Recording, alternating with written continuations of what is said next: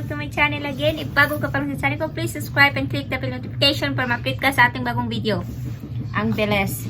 So guys, mag-haul ako sa aking grocery. Atong magkano yung nagastos ko sa ating grocery. So, okay. Ayan. Yan, mapapansin nyo, lahat yan is may mga bawas. Yan. Yan. So, yan yung aking coupon. Dalawang, $4 at saka 5, tigwa $1. Then, yan yung sinasabi kong tax natin, guys. $2.45. So, yung binayaran natin is $21.24. So, yung item ko is $29. 29 items pala. Then ito yung ating na-save. Pinagsama na dito yung digital coupon at yung aking insert coupon, guys. Then ito yung na-save natin sa card natin. Yun yung parang kung sa Pilipinas mayroon tayong suki card. So parang ganun din dito sa kanila, guys. Suki card. So, total ng nasave ko is $54.92. So, nasa 74% ako guys, save. Yan. So, ito siya guys. Yan. 15 participating items. 15 items. Yan yung aking items na kasali doon sa buy 5, save 5 na automatic. May bawas ka na $15 pag lahat yun is nasa buy 5 save 5. So ito yung ating baby wipes, guys, Pampers. So 99 cents na lang siya. 2 days sale lang to siya, guys, at hindi to siya kasali sa mega event nila. So ngayon is last day nila kasi nag-start to Friday. So nakakuha pa rin tayo ng 5 wipes. 99 cents. Asa na yung calculator ko?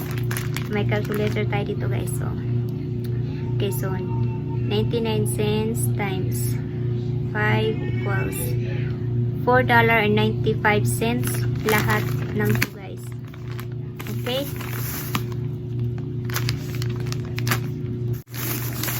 Yun na. Okay? Barilla ready pasta. So ito siya, guys, is 10. So ibig sabihin, guys, $1 each. So hindi mo naman kailangan bumili, guys, ng 10 para makasave ka ng 10. So okay lang kung 4, 2, still $1 pa rin yung price niya. So kinuha ko is 4 yung kinuha ko na ready pasta, and ginamitan ko siya ng coupon. Gumamit ako ng coupon na ito. Okay, so 1 Barilla. So ibig sabihin $1, din ginamitan ko pa ng $1. So meaning is free ang 4 na i-text. Okay, so 4 din na is to siya, ganun din, $1 each. So 10 by 10 save 10, 10 by 10 ba yan, oy? So yeah, hindi rin ito kasali sa ating mega event. So 3 yung kinuha kong ganito. Maganda to pag gawa tayo ng spaghetti. Then isang ganito, guys, ito pag macaroni ako, guys. So, 4, so $4.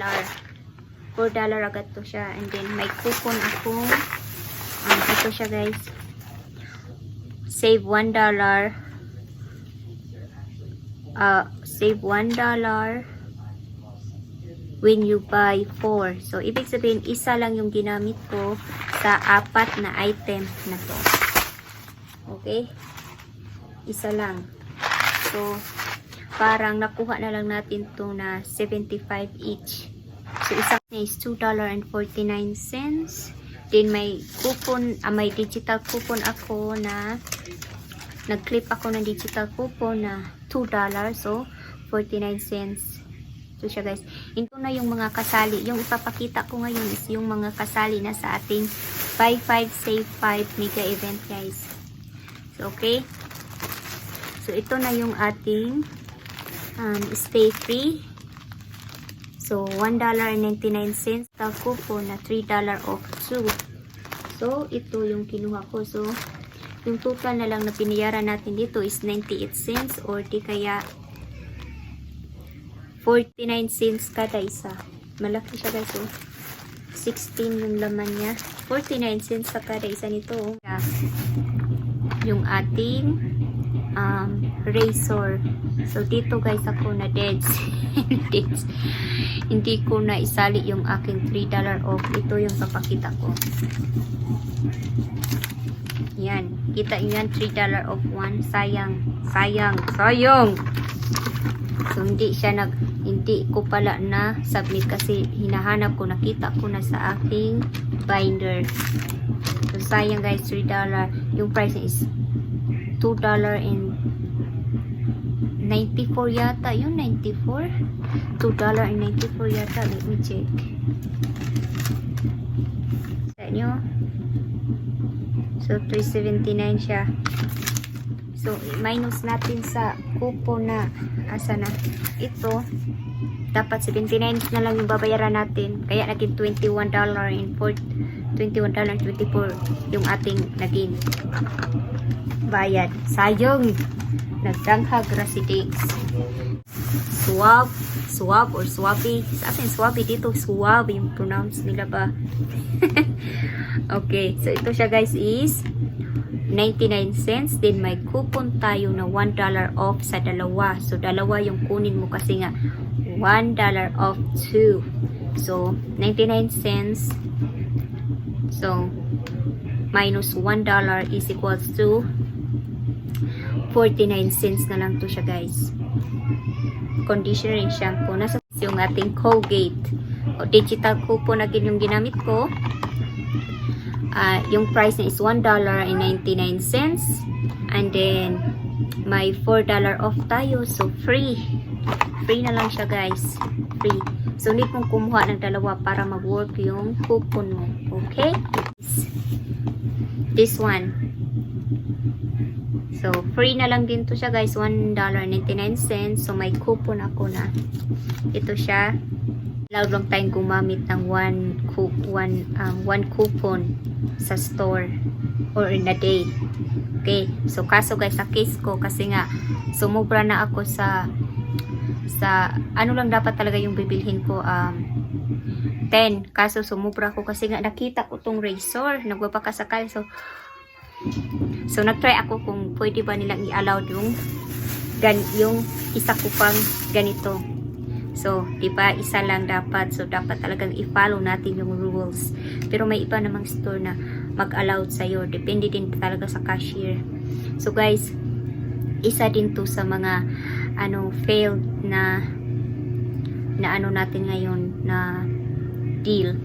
So, hindi nila iniskan yung isa kong coupon na ganito kasi nga sinunod nila yung yung nasa ating description sa ating coupon. So, nagbayad tayo ng $3.98 sa ito siya. So, isa rin to. So, dalawa yung fail ko, yung razor at saka ito. Accept ko naman guys na hindi talaga. So, nag-try lang ako guys. So, okay. Nag-try kasi nagmamadali na kasi yung baby natin is umiiyak. So, yan. Ito. So, ito. Ipapakita ko. Ito yung coupon na guys. So, isa lang yung iniskan nila. Kaya, yun. Better luck next time na lang tayo. So, dapat talaga sundin na lang natin to guys. Huwag niyo akong sundin. Ito ang sundin niyo. Or makipag-usap kayo sa manager kung allowed. Kasi may iba namang store na mag-allowed sa'yo na gumamit ng 5. Doon sa store ko is allowed naman nilang 5. Ewan ko bakit hindi nila pinayagan to. Pero okay lang. Okay lang. Nakasave pa rin tayo. Okay, so ito. Next, itong yung ating Palmolive lotion. Go joke. Guys, yung Palmolive nila dito panghugas. Wow. Doon sa ating shampoo na yun. Dito panghugas. Okay, so ito siya naman siya guys is 99 cents lang. In 20 ounce or 591 ml. Marami na akong ganito guys. So, may digital coupon na 50 cents off. So, 49 cents for this. Good deal. Free. Kinuha ko na lang guys kasi free na lang after coupon. Even though hindi naman ako gumagamit nito. Pero let's say, try natin igamit pag kasi hair treatment. So, hair treatment siya guys. So, ang ginamit kong coupon is ito siya. 4 off 2. So, again, isang one time mo lang magagamit in a day or in a store. Sa store mo, pwede ka naman pumunta ng ibang store, din bumili ka na din ganito. Okay? Yung normal lang is around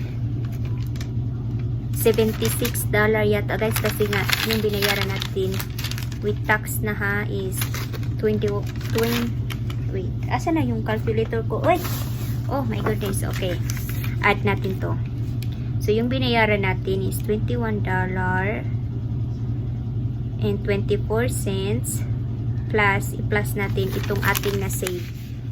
So, 54 plus 54.92 equals $76.16.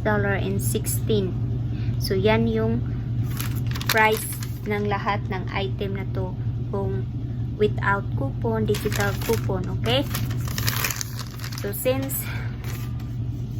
gumamit ako ng mga coupon, digital coupon, so, kaya yan na-save natin yung, nakasave tayo ng $54.92 and nagbayad na lang tayo ng 21 cents and 24 cents. Sana. Yan yung binayaran natin. And, kagaya nga na sinabi ko, may dalawang transaction tayo na nag-failed. Yun yung ating razor na nakalimutan kong ibigay na $3. Okay? So, $21 and 24 cents. Yan yung ating binayaran minus $3 is around 18. Okay, $18.24. Then, nagpapakasali pa rin ako dito guys. So, if in-accept nila to, so, yung babayaran na lang dapat natin guys is $14.24 sana. So, $14.24 sana guys. Pasok sana yun sa aking $20 challenge. O, diba? With tax na yun guys. Sayang talaga. Sa resort talaga ako guys nasayangan guys. So, kasi ito, accept ko na may kamalian ako dito na follow. So, dapat guys, i-follow nyo na lang siya. Ito talaga guys, oh, $3. Nakakasad. But, anyway, it's okay guys. Kahit hindi okay.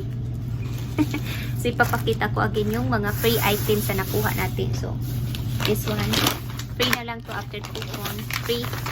4 yung kinuha ko. Next is, this one again guys, free after coupon.